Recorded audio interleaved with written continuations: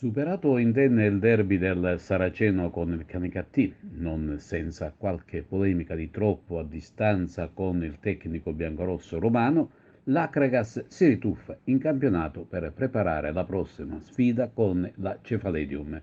Una gara che si presenta tutt'altro che facile e lo testimonia l'attuale classifica. Sono 10 punti conquistati dalla compagine palermitana, conseguenza di 3 vittorie, un pari e 2 sconfitte.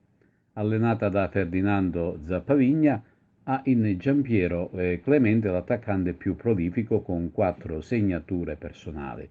Fuori casa ha conquistato 3 punti, vittoria ad Alcamo e 2 sconfitte con Sporting Vallone e Parampal. Il classico avversario da affrontare con la giusta determinazione e la grande determinazione. Ieri pomeriggio la squadra biancazzurra ha ripreso la preparazione. Può contare su quasi tutto l'organico, avendo recuperato, oltre Proci, Dalicata e Mannina, anche Pirrone e Biancola.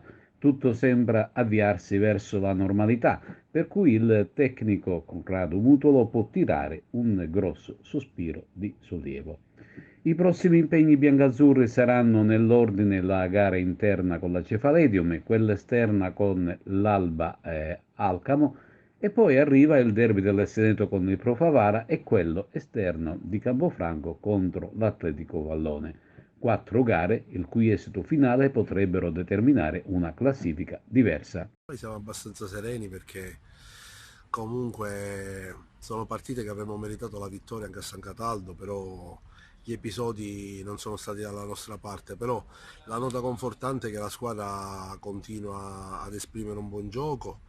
Magari non abbiamo finalizzato per quello che produciamo, però sia a San Cataldo che domenica, ma anche col Castellammare abbiamo fallito 5-6 palle gol, quindi con un po' più di cattiveria ma anche di fortuna, che in questo momento è mancato, penso che ci sarà un'inversione tendenza. Poi purtroppo mi rendo conto che ad Agrigento si enfatizza tutto nel bene o nel male, perché guardando la classifica le uniche due squadre imbattute sono la Cagas e il Dattilo, mentre qui qualcuno, fortunatamente qualcuno, diciamo, respira un'aria da funerale perché non abbiamo vinto delle partite. Mi sembra veramente assurdo, quindi dobbiamo un pochettino calarci nella realtà di un campionato difficile dove due battute d'arresto vengono, addirittura vengono viste per due pareggi, due battute d'arresto.